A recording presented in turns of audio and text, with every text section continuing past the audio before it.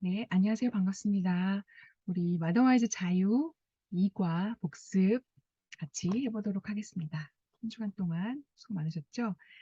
네, 자유는 여성들을 진리 안에서 자유케 하는 5가지 원리에 대해서 우리가 함께 공부하고 있습니다. 지난주에 우리 포도나무의 원리, 생명이신 예수님, 예수님의 생명이 우리 안에 흐르기 위해서는 우리가 예수님과 딱 붙어 있어야 된다고 했습니다. 이번 주에는 가지의 원리, 우리 문제의 뿌리를 살펴보았는데요. 네, 우리 첫 번째 1과부터 암송 한번 같이 해보겠습니다.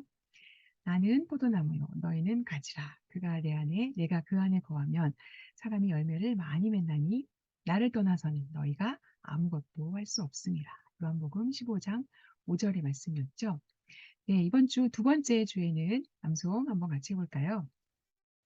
네, 자기의 육체를 위하여 심는 자는 육체로부터 썩어질 것을 거두고 성령을 위하여 심는 자는 성령으로부터 영생을 거두리라.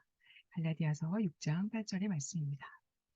자, 그렇습니다. 우리가 어, 지난주에 우리 예수님의 생명, 내가 거듭났다면 예수님의 생명이 내 안에 있는 것이 당연하다고 했습니다. 자, 그런데 우리 모든 우리 크리스찬들, 믿는 사람들의 마음에 이런 질문들이 있을 것 같아요. 네, 뭔가요? 네, 왜 우리의 삶은 사랑과 기쁨과 평강이 지속적으로 흘러넘치지 않는 것일까? 자, 지금 여러분 어떠신가요? 지금 여러분 사랑과 기쁨과 평강을 누리고 계십니까? 왜 그럴까요? 예수님의 생명이 내 안에 분명히 있다고 했었는데 왜 이런 기쁨과 평강을 내가 계속적으로 누릴 수 없을까요? 자, 너무나 중요한 질문인 것 같습니다. 자, 이 질문에 대한 답을 찾아가 보겠는데요. 자, 그것은 이 말씀 안에 있습니다. 자, 우리 한번 마태복음 말씀 읽어보겠습니다. 사람들은 새 포도주를 낡은 가죽 부대에 넣지 않는다. 그렇게 하면 부대가 터져 포도주도 쏟아지고 부대도 못 쓰게 된다. 새 포도주는 새 부대에 넣어야 둘 다 보존된다. 자, 여기서 새 포도주는 뭘까요? 맞습니다. 예수님의 생명입니다. 예수님의 생명이 우리 안에 들어와야 하는데 지금 이렇게 낡아서 터져서 그 생명이 포도주가 계속 새는 것처럼 예수님의 생명, 새 포도주인 예수님의 생명이 이 낡은 가죽 부대로는 감당이 안 된다는 거죠. 낡은 가죽 부대로는 예수님의 생명이 다 그냥 흘러 나갈 수밖에 없다는 거죠. 자, 그러면 어떻게 해야 되나요? 네, 맞습니다. 새로운 가죽 부대가 필요합니다. 새로운 것이 필요합니다. 새 가죽 부대는 바로 완전히 새로운 사고 방식과 태도를 말합니다. 예수님의 생명, 새 포도주가 들어오기 위해서는 완전히 새로운 사고 방식이 내 안에 필요하다는 거죠. 자, 그럼 이 낡은 가죽 부대를 사용할 것이냐, 새로운 가죽 부대를 사용할 것이냐에 따라서 우리가 예수님의 생명을 담을 수 있고 없고가 차이가 나겠죠. 자, 이 말씀 한번 읽어볼까요? 너희는 이 세대를 본받지 말고 오직 마음을 새롭게 함으로 변화를 받아. 우리 로마서 12장 우리가 잘 아는 말씀이죠. 이 말씀처럼 우리가 오직 마음을 새롭게 함으로 변화를 받을 때 우리는 새로운 가죽 부대를 안게 된다는 거죠. 마음을 새롭게 함으로 완전한 변화가 우리 안에서 일어나야 한다는 겁니다. 자, 그러면 나의 낡은 가죽 부대가 무엇인지 먼저 찾아보는 일이 필요하겠죠. 나의 낡은 가죽 부대 어떤 것이었을까요? 내 낡은 사고방식, 나의 낡은 태도, 자, 이런 것들은 어떤 것이 있었을까요? 자, 우리 지금 배우는 내용에서는 하나님의 말씀과 일치하지 않는 우리의 낡은 사고방식을 바로 육신이라는 말로 표현하고 있습니다. 자, 이 육신은 다른 말로 말하면 내가 원하는 것, 내가 원하는 때, 내가 원하는 방법으로 얻는 것, 이게 바로 육신의 모습이라고 얘기하고 있습니다. 자, 어떤가요? 내가 기준이죠. 자, 나 자신, 육신은 바로 나 자신, 자기 만족을 추구하는, 네, 나의 이기적인 마음, 이런 것들을 육신, 낡은 사고방식이라고 할 수가 있겠는데요. 우리가 사사기에 본 것처럼 사람이 각기 자기의 소견대로, 소견에 옳은 대로 행하였더라. 자기 마음대로 했다라는 뜻이죠. 자기 기준에 이게 맞아. 그러면 그렇게 했다라고 하는 거죠. 그래서 우리가 사사기의 그 혼란한 상황들을 볼 수 있었는데요. 네, 육신은 나 자신을 말하고요. 바로 내가 원하는 것을 내가 원하는 때, 내가 원하는 방법으로 얻고자 하는 것이라고 말할 수가 있습니다. 자, 우리의 몸에 혈액이 흐르는 걸 한번 생각해 보세요. 심장을 통해서 혈액이 펌프질을 받으면서 온몸으로 퍼져나가는 것을 볼 수가 있고, 이렇게 해야 우리가 건강한 삶을 살아갈 수가 있겠죠. 자, 이렇게 혈액이 우리 온몸을 돌고 있는데, 자, 이 온몸을 돌고 있는 혈액이 가는 길을 막아버리면 어떻게 될까요? 자, 이렇게 막아버린다면 지혈대죠. 그러니까 잘못 피가 흘러나올 때 우리가 지혈대를 사용하기도 하는데요. 어쨌든 이 지혈대라는 것은 우리의 피의 흐름을 막는 거라고 할 수가 있겠죠. 자, 이런 식으로 예수님의 생명이 흐르는 것, 우리의 피가 예수님이라고 생각한다면, 예수님의 생명이라고 생각한다면, 예수님의 생명이 흐르는 것을 막는 이 지혈대, 이것이 바로 육신이라고 하는 거죠. 육신의 모습은 이렇게 예수님의 생명이 우리 몸에 흐르는 것을 막는 역할을 한다는 겁니다. 이렇게 육신이 예수님의 생명이 흐르는 것을 막게 된다면, 예수님의 생명이 전달되지 않는다면, 우리가 첫째 주에 암송했었죠. 너가 내 안에 있지 않으면 너는 아무것도 할 수 없다. 이렇게 말씀하셨죠. 예수님의 생명이 없으면 우리는 아무것도 할 수가 없습니다.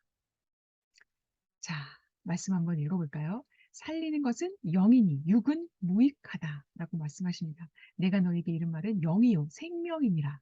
또 자기의 육체를 위하여 심는 자는 육체로부터 썩어질 것을 거두고 성령을 위하여 심는 자는 성령으로부터 영생을 거두리라. 오늘 요절 말씀이었죠.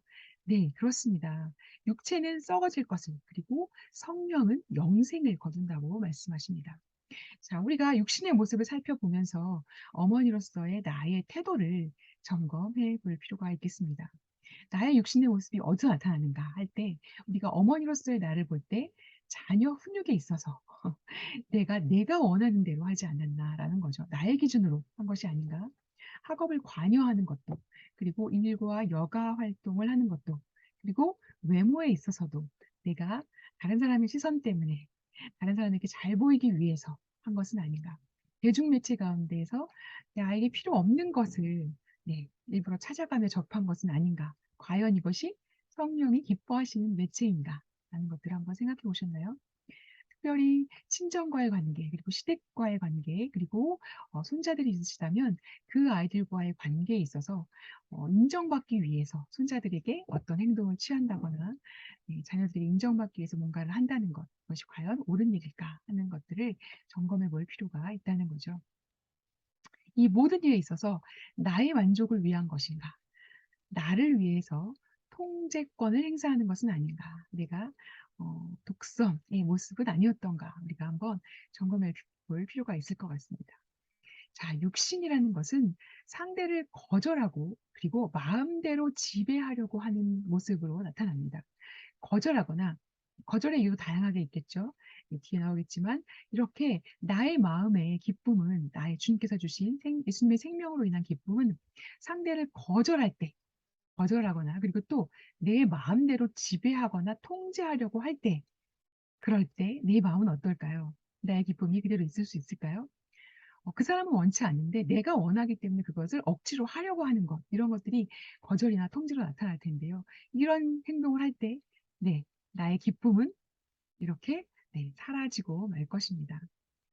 먼저 거절을 한번 살펴볼 텐데요. 거절의 뿌리는 우리의 죄로부터 오는 것과, 그리고 사탄이, 우리의 약점을 잘 알고 있는 사탄이 우리가 상처받을 그곳, 우리가 마음 약해지고 우리가 금방 화를 내거나 아니면 우리의 아픔이 있는 그곳을 건드려서 교묘하게 공격하는 것을 볼 수가 있습니다.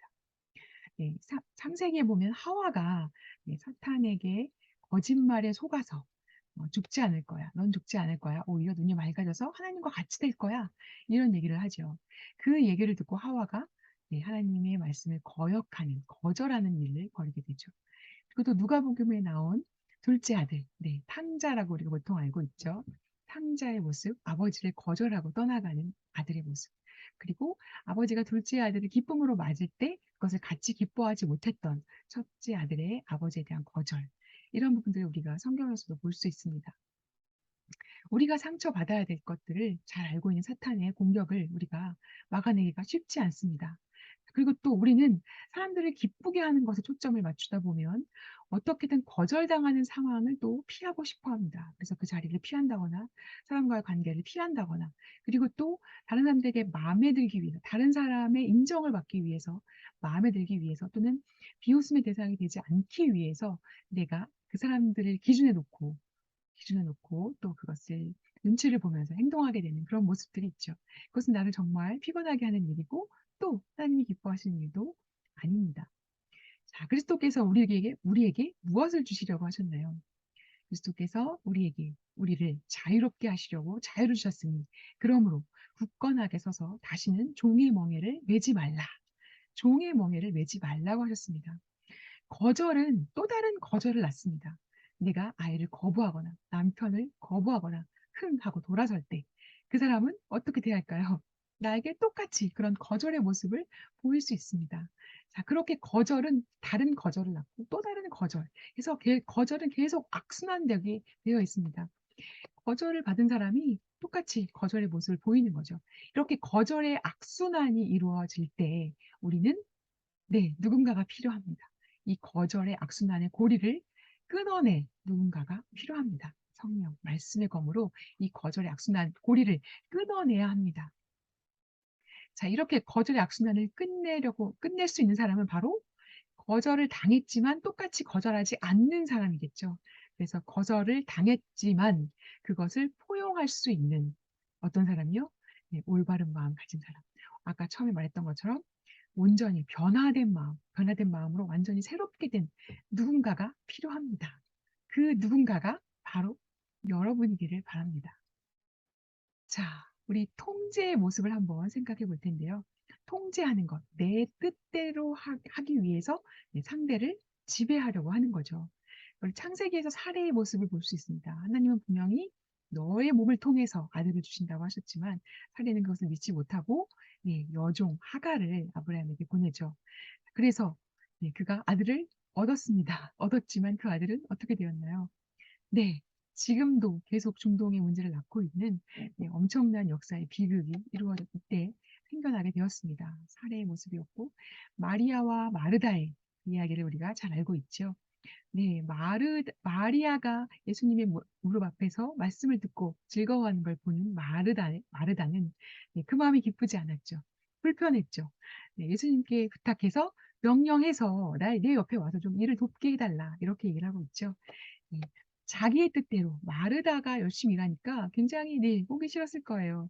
그런 모습 때문에 마르다는 자신의 기쁨을 누리지 못했고 마리아를 통제하려고 하는 그런 모습을 볼 수가 있었습니다. 우리가 자녀 훈육에 있어서도 그 자녀를 통제할 것인가, 지배할 것인가, 나의 욕심 때문에, 다른 사람의 시선 때문에 너가 공부를 못하면 내가 창피해. 이런 마음으로 혹시 자녀를 양육하고 있지는 않으신가요? 자녀가 밖에 나가서 올바른 행동을 해야 내 위신이 올라간다고 생각하신 적은 없나요? 그래서 그 아이를 과도하게 또는 너무 무책임하게 내버려 두진 않는지. 통제하는 모습, 하나님이 기뻐하시는 일은 아니겠죠. 통제하는 자녀 훈육과 성령 안에서 훈육하는 것, 분명히 확연한 차이가 있습니다. 자, 자녀의 훈육에 있어서도 통제하려는 내 육체는 내 뜻대로 조종하려고 하는 것입니다. 그래서 말을 듣지 않을 때 소리를 지르거나 비난하거나 인신공격을 하거나, 또는 너가 그렇게 하지 않으면 엄마가 너무 힘들어져. 엄마를 슬프게 할 거니? 하면서 죄책감을 심어줄 수 있습니다. 또는 몸짓으로 화난 것을 표현하기도 하죠. 확 밀친다거나 문을 쾅, 탁탁을 콱 내려친다거나, 또는 우리가 잘 쓰는 방법이 있습니다. 침묵을 한다거나 말을 하지 않음으로써 주변 사람들이 긴장하게 만드는 그런 것도 주변 사람들을 통제하는 것의 한 방법이라고도 볼 수 있습니다. 침묵하는 것, 또 계속 아프다고 하면서 불쌍히 여김을 받으려고 하는 것, 그것도 가족들을 통제하려는 모습일 수 있습니다. 내 뜻대로 움직이게 하려는 그런 모습이라는 거죠. 자, 자녀 훈육에 있어서 우리가 그러면 내 뜻대로 하는 통제가 아니라 하나님이 기뻐하시는 성령 안에서의 훈육은 어떻게 해야 되나 하는 내용들이 나와 있는데요. 하나님은 자녀 훈육에 있어서 자녀를 교육하는 데 있어서 분명히 부모가 책임이 있다고 하셨습니다. 부모의 책임이라고 하셨습니다. 교회 학교, 주일학교 교사가 아니라 학교 교사가 아니라 부모가 1차적인 책임을 진다고 하셨고 부모가 자녀 교육에 있어서 권위를 가져야 할 것을 말씀하셨습니다. 분명한 우리의 책임입니다. 하지만 그 책임, 그 훈육을 우리가 어떻게 하느냐가 중요하겠죠. 자, 행동 기준을 정하는 게 중요하다고 했습니다. 어떤 것에 대해서 내가 훈육할 것인가, 어떤 것에 대해서 어떤 규칙을 정할 것인가, 이런 기본적인 행동 기준을 정하는 게 중요하다고 했었는데요. 그 행동 기준 자체가 나의 필요를 채우기 위해서가 아니라 아이들에게 가장 좋은 것을 주기 위한 것이어야 한다는 거죠. 네, 기본적으로 우리가 잘 생각해야 합니다. 이것이 나를 위한 것인지, 진짜로 우리 아이들을 위한 것인지 생각해야 봐야겠고요. 또 단호하면서도 평온한 태도로 세워진 기준이 필요하다고 했습니다. 네.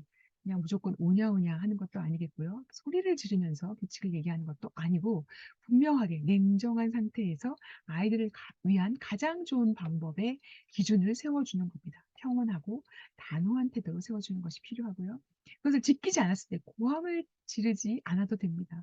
지키지 않았을 때는 고함을 치는 것이 아니라 내가 몇 번 말해 하지 말라고 했지 이게 아니라 네, 행동으로 그 아이의 행동에 대한 결과를 보여주는 겁니다. 그 약속을 지키지 않으면 어떻게 하겠다는 약속까지 미리 정하시고 그 약속을 지키지 않았다면 어떻게 하기로 했던 그대로 이행을 하시면 됩니다. 조용히 행동을 하시면 되는 겁니다. 소리 지를 필요가 없다는 거죠. 우리 이 훈육의 가장 궁극적인 목적은 이 훈육을 하는 이유는 우리 자녀들이 궁극적인 권위의 대상이신 하나님께 나아갈 수 있도록 하는 것이 궁극의 목적이어야 합니다. 그러니까 우리에게 복종하게 하는 게 목적이 아니어야 되고 우리를 지나서 하나님께 복종하는 자녀들로 키우기 위한 것이어야 된다는 거죠. 그렇기 때문에 진짜로 진정으로 우리 아이들에게 필요한 것이 무엇인지 생각해야 되고 하나님의 인도하심을 구하면서 지속적으로 우리가 같이 기도하며 성장해 가야 할 부분입니다. 네, 또 필요한 사람들에게 조언을 듣는 것도 하나님이 또 그들을 통해서 말하실 수 있겠죠. 자, 그래서 육적인, 세속적인 그리스도인은 다시 말하면 그리스도를 마음에 모시고 있지만 그분이 없는 것처럼 행동하는 사람이라고 볼 수 있습니다. 육적인 그리스도인, 그리스도를 마음에 모시고 있다고 생각하지만, 있다고 말하지만 자기가 행동하는 데 있어서, 생활하는 데 있어서는 전혀 그분과 관계없는 행동을 하는 거죠. 그분이 없는 것처럼 행동하는 거죠. 진짜 우리의 믿음이 무엇인가를 생각해 봐야 합니다. 그리스도가 내 마음에 있다는 걸 믿으면 그분이 나의 주인이라는 것을 인정하면 내 모든 말과 내 행동에 있어서 그분을 의식하지 않을 수 없는 거죠. 자, 하지만 육적인, 세속적인 그리스도인은 그분이 없는 것처럼 행동합니다. 자, 우리 안에는 이미 생명의 성령의 법이 있습니다. 하지만 육신을 가지고 있는 우리의 몸은 우리는 죄와 사망의 법과도 싸우고 있습니다. 자, 우리 로마서 7장의 말씀을 보면서 우리 어떤 고민을 어떻게 해결해 나가는지 한번 살펴보겠습니다. 자, 7장 15절 말씀을 보면 내가 행하는 것을 알지 못하노니 곧 내가 원하는 것은 행하지 아니하고 도리어 미워하는 것을 행한다. 이렇게 말하고 있네요.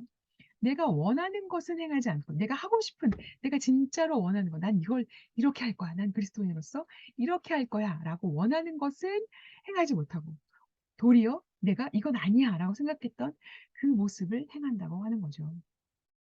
만일 내가 원하지 아니하는 그것을 행하면 내가 이로써 율법이 선한 것을 시인하는 것이다. 라고 얘기를 하고 있고요. 이제는 그것을 행하는 자가 내가 아니라 내 속에 거하는 죄니라. 이렇게 얘기를 합니다. 행하는 것이 내가 아니고 내 속에 거하는 죄다. 이렇게 나와 죄를 분리시켜서 말하고 있습니다. 자, 분리시켜서 말하는 게 뭘까요? 네, 새로운 피조물입니다. 예수님은 예수 그리스도가 나의 죄를 위해서 그 구속함, 피 흘리심을 하셨고, 그걸 통해서 내가 구원받았다는 것, 의롭다 칭함을 받았다는 새로운 피조물로서의 나를 생각할 때 예수님의 생명이 내 안에 들어왔다는 거죠. 나는 새로운 피조물이라는 것이죠. 하지만 우리는 이 땅에서 육신의 몸을 입고 있습니다. 육신의 몸은 네, 내가 죄를 짓게 만들기도 합니다.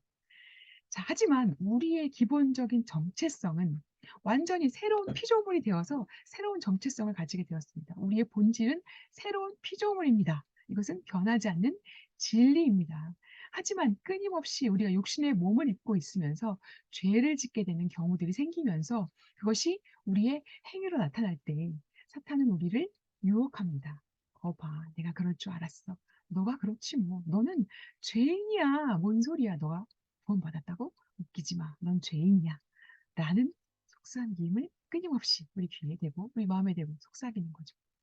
자, 여기서 우리가 분명한 진리를 선포해야 합니다. 우리는 새로운 피조물입니다. 우리의 본질, 우리의 정체성은 변하지 않습니다. 본질과 행위는 분명히 구별되어야 합니다. 나는 새로운 피조물이지만 내 행위가 죄된 모습으로 나타날 수 있습니다. 하지만 그 죄된 모습 때문에 내 본질, 내 정체성이 바뀌지 않는다는 거죠. 우리의 자녀를 생각해 보세요. 우리 자녀가 뭐 시험을 빵점 맞았어요. 뭐 나에게 큰 엄마를 정말 거역하는 큰 잘못을 했어요. 자, 그럴 때 "넌 내 자식 아니야. 나가." 이렇게 사실은 말로는 할 수도 있겠죠. 그런 날이 있을 수도 있습니다. 하지만 그렇다고 우리 자녀가 아닌 게 되는 건 절대 아니죠. 우리 자녀는 여전히 우리의 자녀입니다. 자녀라는 그 정체성은 변하지 않습니다. 마찬가지로 예수님께서 하나님께서 우리를 보실 때 "너는 이제 새로운 피조물이야. 내 자녀야."라고 선포하셨는데 내가 죄를 짓는다고 해서 내 정체성이 바뀌지 않는다는 거죠. 돌아온 둘째 아들을 따뜻하게 꼭 항상 기다리고 있다가 꼭 안아주신 그 아버지의 마음처럼 우리 하나님은, 우리 예수님은 우리를 항상 지켜보시면서 기다리고 계십니다. 우리는 새로운 피조물, 하나님의 자녀이니까요. 자, 본질과 행위가 구별이 되시나요? 자, 18절 계속 읽어볼까요? 내 속, 곧 내 육신에 선한 것이 거하지 않는 줄을 아노니 원함은 내게 있으나 선을 행하는 것은 없노라. 육신의 모습을 말하는 거죠. 육신의 몸에 새로운 피조물, 예수님의 생명이 내 안에 분명히 있습니다. 원함은 내게 있지만 선을 행하는 것, 육신의 몸에서는 그것을 찾을 수 없다는 거죠. 내가 원하는 바 선을 행하지 아니하고 도리어 원하지 않은 바 악을 행한다. 라고 말합니다. 내가 원하지 아니하는 그것을 행하면 이를 행하는 자는 내가 아니라 내 속에 거하는 죄다. 이렇게 말하고 있죠. 자, 이것의 의미를 분리하실 수 있겠죠.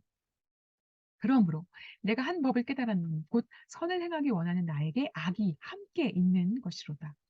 내 속사람으로는 하나님의 법을 즐거워하되 내 지체 속에서 한 다른 법이 내 마음의 법과 싸워 내 지체 속에 있는 죄의 법으로 나를 사로잡는 것을 보는도다. 자, 내 마음의 법은 뭘까요? 네, 새로운 피조물로서의 법입니다. 죄의 법은 네, 육신의 몸에서 나오는 죄의 법입니다. 이것을 나를 사로잡는다. 죄의 법으로 나를 사로잡는다. 이렇게 얘기를 하고 있습니다. 그럴 때 우리가 죄를 짓게 되는 거죠. 자, 그런 상황에서 바울은 탄식합니다. 오호라, 나는 곤고한 사람이로다. 이 사망의 몸에서 누가 나를 건져내랴? 누가 도대체 나를 이 사망의 이 공고한 이 상황에서 나를 건져낼 수 있을까? 탄식하는 거죠. 자, 답은 여기 있습니다. 우리 주 예수 그리스도로 말미암아 하나님께 감사하리로다. 오직 주 예수 그리스도가 나를 상황에서 건져내신다는 거죠. 그런즉 내 자신이 마음으로는 하나님의 법을, 육신으로는 죄의 법을 섬긴다. 라고 말합니다. 하지만 그러므로 이제 그리스도 예수 안에 있는 자에게는 결코 정죄함이 없나니 라고 말씀하십니다. 너가 죄냐? 라고 낙인 찍을 수 없다는 거예요. 왜? 나는 새로운 피조물, 하나님의 자녀, 그리고 의롭다고 칭해 주셨기 때문이죠. 나를 정죄할 사람이 없다는 거예요. 사탄이 나를 너 죄이냐? 라고 정죄할 수 없다는 거죠. 물론 나에게 죄가 없다는 것이 아닙니다. 하지만 죄가 있음에도 불구하고 그 죄를 대신 값을 치르셨고, 이제 너는 의인이야 라고 의롭다고 칭해 주셨다는 거죠. 그래서 아무도 나를 정죄할 수 없다는 겁니다. 이는 왜냐하면 그리스도 예수 안에 있는 생명의 성령의 법이 죄와 사망의 법에서 너를 해방하였습니다. 라고 선포하고 있습니다. 자, 어떤 법이요? 생명의 성령의 법인 죄와 사망의 법에서 해방시켰다고 했습니다. 어떤 법이 더 강력한가요? 네, 어떤 법이 더 능력이 있나요? 네, 생명의 성령의 법입니다. 바로 이 법이 우리를 해방시켜 주신다고 말씀하고 계십니다. 자, 우리 일과에서 배웠던 것처럼 하나님 안에 예수님 안에 내가 있고 내 안에 예수님이 계시는 이 모형이 우리의 완전한 모습이겠죠. 자, 다시 한번 같이 읽어볼까요? 이는 그리스도 예수 안에 있는 생명의 성령의 법이 죄와 사망의 법에서 너를 해방하였다라고 선포하고 계십니다. 자, 오직 이 말씀을 우리가 믿고 의지하면서 여전히 죄와 싸우는 우리 자신의 모습을 보더라도 여전히 우리를 기다리고 사랑하시는 생명의 성령의 법으로 해방시켜 주시는 예수님의 능력과 성령님의 능력 안에서 이번 주간도 또 새롭게 승리하는 모두가 되시기를 바랍니다. 다 같이 기도하겠습니다. 주님, 주님이 주시는 생명의 말씀을 묵상하면서 제 안에 수많은 갈등이 일어나는 것을 경험합니다. 육신에 이끌려 살았던 저의 낡은 사고방식들이 주님의 말씀에 온전히 순종하지 못하도록 저를 조종하는 것을 느낍니다. 제가 주인이 되어 살았던 저의 사고방식이 성령 안에서 완전히 새로워지기를 원하며 앞으로 맞이할 7주가 그에 따른 값진 희생을 준비하는 시간이 되게 하여 주옵소서. 더 이상 저를 짓누르며 조종하던 거절감의 쓴뿌리에 매여 당신이 아닌 다른 것으로 저의 정체성을 찾지 않도록 인도하여 주옵소서. 생명의 성령의 법으로 사는 자유함이 무엇인지 경험하게 되기를 소원하며 저를 그렇게 이끄실 주님을 찬양합니다. 예수님의 이름으로 기도합니다. 아멘. 아멘. 한 주간도 승리하십시오. 임마누엘.